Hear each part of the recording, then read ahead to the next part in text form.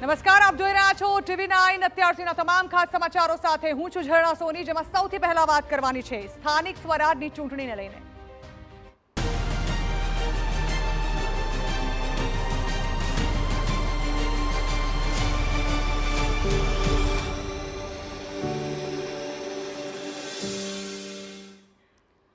તો અમદાવાદ કોર્પોરેશન ચૂંટણી માટે ભાજપે હવે ટેલિફોનિક જાણ કરવાની શરૂઆત કરી છે। અનેક વોર્ડના ઉમેદવારોને ચૂંટણી લડવાના ફરમાન મળ્યા છે, જેમાં જોધપુર, વેજલપુર, સરખેજ, મુક્તમપુરા, બોડકદેવ સહિતના વોર્ડમાં ઉમેદવારોને ફોન આવી ગયા છે, જેમાં પૂર્વ સ્ટેન્ડિંગ કમિટી ચેરમેન દેવાંગ દાણીને રિપીટ કરવામાં આવ્યા છે। સાબરમતીમાં પણ 2 કોર્પોરેટરને રિપીટ કરાયા હોવાનું સામે આવ્યું છે।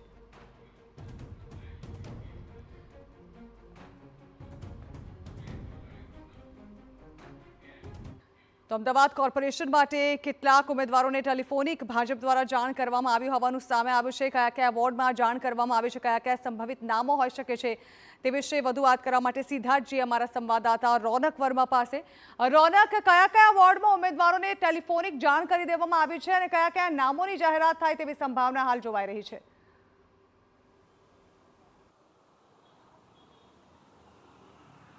બિલકુલથી આવતીકાલે સ્થાનિક સ્વરાજ્યની ચૂંટણી માટે ઉમેદવારી ભરવાનો અંતિમ દિવસ છે, અને અંતિમ દિવસના થોડા કલાકો પહેલા છેલ્લા ઘડીએ તમામ જે ઉમેદવારો છે તેમને ટેલિફોનિક જાણ કરવાની ભારતીય જનતા પાર્ટી દ્વારા શરૂઆત કરવામાં આવી છે।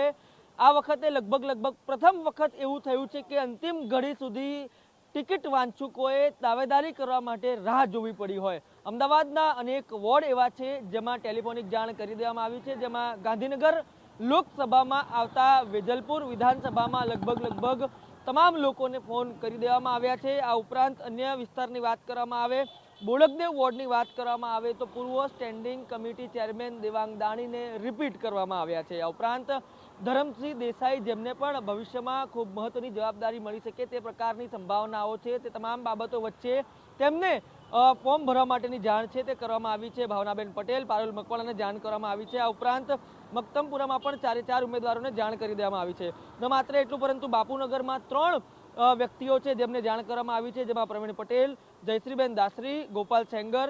સરસપુર રખિયાલની વાત કરવામાં આવે તો રાજકુમાર રાજપૂત, ચિરાગ ઠાકોર, ભારતી વાણિયા, જેમને રિપીટ કરવામાં આવ્યા છે, ચંદ્રિકા પટેલ। આ ઉપરાંત ચાંદખેડા વોર્ડની વાત કરવામાં આવે તો યશ જાદવ, હેમલ રાઠવા, હરિપ્રકાશ શર્મા, રીટા પટેલને જાણ કરવામાં આવી છે। ચાંદખેડા વોર્ડમાં એક એસટી બેઠક અનામત કરવામાં આવી હતી અને આ અનામતમાં પણ ઉમેદવારની જાહેરાત છે તે કરવામાં આવી છે। સાબરમતી વોર્ડની વાત કરવામાં આવે તો ચેતન પટેલ અને અંજુ શાહને રિપીટ કરવામાં આવ્યા છે, જ્યારે નવા ચહેરા તરીકે ખુશ્બુ પરમાર અને નીરજ ગજ્જરને સ્થાન આપવામાં આવ્યું છે। એટલે કે આ તમામ નામોને જોતા એવું લાગી રહ્યું છે કે અત્યાર સુધી જે જાહેરાત કરવામાં આવી છે તેમાં મોટા ભાગના અમદાવાદ પશ્ચિમ જે વિધાનસભા અથવા તો પછી જે તમામ લોકસભા મત વિસ્તાર છે તેમના લોકોને જાણ કરવામાં આવી છે। ગાંધીનગર લોકસભા વિસ્તારમાં આવતી અમદાવાદ મહાનગરપાલિકાની જે તમામ યાદી છે, તમામ વોર્ડ છે તેમને જાણ કરવામાં આવી છે, જ્યારે અમદાવાદ પૂર્વનું હજી પણ ચિત્ર છે તે સ્પષ્ટ થવાનું બાકી છે।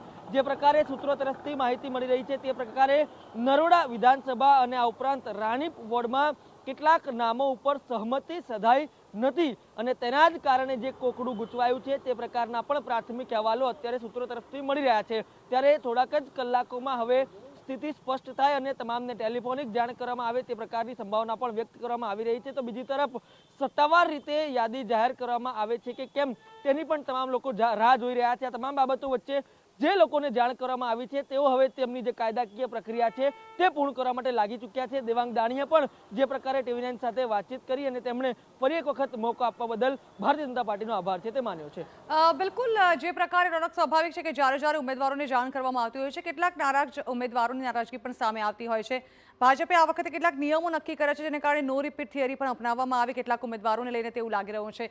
જાણવા માંગીશું, ક્યાંક આ બાબતે ઉકળાટ, ક્યાંક કકડાટ જોવા મળ્યો, આપને લાગ્યું એવું કંઈ?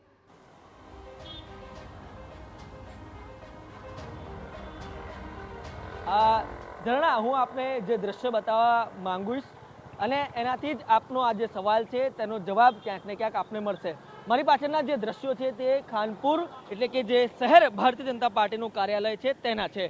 સામાન્ય રીતે આ જગ્યા ઉપર ખૂબ મોટો પોલીસ ફોર્સ લગાવવામાં આવે તે પ્રકારનું અત્યાર સુધી જોવામાં નથી આવ્યું, પરંતુ આપ અત્યારના દ્રશ્ય જુઓ। સ્પેશિયલ પર્પઝ વ્હીકલ ગુજરાત પોલીસનું અહીંયા સ્ટેન્ડ બાય કરવામાં આવ્યું છે। અન્ય 2 થી 3 PCR સ્ટેન્ડ બાય કરવામાં આવી છે। ન માત્ર એટલું પરંતુ ખૂબ મોટી સંખ્યામાં પોલીસ જવાનોને તૈનાત કરવામાં આવ્યા છે, જેના કારણે અનિચ્છનીય બનાવો ટાળી શકાય। આ કેવા અનિચ્છનીય બનાવો કે અમદાવાદ મહાનગરપાલિકાની વાત કરવામાં આવે તો 192 બેઠક છે અને આ 192 બેઠક માટે અંદાજિત 2600 થી વધુ લોકોએ પોતાની ઈચ્છા છે તે વ્યક્ત કરી છે। સ્વાભાવિક રીતે નામો જાહેર થવાની શરૂઆત થઈ છે, એટલે જે લોકોનું નામ યાદીમાં ન આવે તેવા લોકો ક્યાંક ને ક્યાંક વિરોધ કરે તેવો ડર ભારતીય જનતા પાર્ટીમાં જ ક્યાંક ને ક્યાંક હોય તે પ્રકારનું અત્યારે લાગી રહ્યું છે। થોડી વાર પહેલા પણ TV9ની ટીમે અહીંયા હાજર પોલીસ કર્મીઓ સાથે વાતચીત કરવાનો પ્રયાસ કર્યો હતો। તેમના દ્વારા કહેવામાં આવ્યું હતું કે અમને ઉપરથી સૂચના છે, એટલા માટે અહીંયા સુરક્ષા વ્યવસ્થા કરવામાં આવી છે। જે લોકો અહીંયા આવી રહ્યા છે તેમને ID કાર્ડ ચકાસીને જ પ્રવેશ છે તે આપવામાં આવી રહ્યો છે, એટલે ક્યાંક ને ક્યાંક નારાજગી હોય તે વાત સ્પષ્ટ છે અને આનો આડકતરી રીતે ખુદ પાર્ટી દ્વારા સ્વીકાર છે તે કરવામાં આવ્યો છે અને તેનું જ એક કારણ હોઈ શકે કે શહેર કાર્યાલય ખાતે આટલો મોટો બંદોબસ્ત છે તે લગાવવામાં આવ્યો છે। મોડી રાત સુધી હજી રાહ જોવામાં આવી રહી છે અને એક કારણ મોડું નામ જાહેર કરવાનું એ પણ માની રહ્યું છે કે ક્યાંક ને ક્યાંક ઉકળતા ચરુ જેવી સ્થિતિ છે તે ખુલીને બહાર ન આવે। જ્યારે નામ જાહેર થાય ખૂબ ઓછો સમય મળે અને આવતીકાલે ઉમેદવારી પત્ર ભરવાનો અંતિમ દિવસ છે, એટલે કે તમામ જે લોકોના નામ જાહેર કરવામાં આવે છે, જેને પક્ષ મોકો આપે છે તેઓ આવતીકાલે ઉમેદવારી પત્ર ભરે અને ત્યારબાદ જે આગામી પ્રક્રિયા છે તે શરૂ થાય। તમામ બાબતો વચ્ચે અમદાવાદ શહેર પ્રમુખ દ્વારા પણ સોશિયલ મીડિયા ઉપર પોસ્ટ કરીને કહેવામાં આવ્યું છે કે વ્યક્તિ કોઈ પણ હોય પરંતુ કમળને સપોર્ટ કરવાનો છે, કમળ માટે વોટ કરવાનો છે અને કરાવવાનો છે। એટલે કે આ તમામ બાબતો એવી છે જે ક્યાંક ને ક્યાંક પાર્ટીની અંદર જ ઉકળતા ચરુ જેવી સ્થિતિ હોય તે સ્પષ્ટ કરે છે અને હવે અંતિમ ઘડીઓમાં રાહ જોવાઈ રહી છે કે પાર્ટી દ્વારા સત્તાવાર યાદી છે તે જાહેર કરવામાં આવે। બિલકુલ રોનક, આભાર। તો કદાચ ભાજપની રણનીતિ હોઈ શકે છે કે છેલ્લી ઘડી સુધી નામોની જાહેરાત કરવા ન આવે, એટલા માટે જ ખાસ તો વિરોધનો સામનો પક્ષે ન કરવો પડે।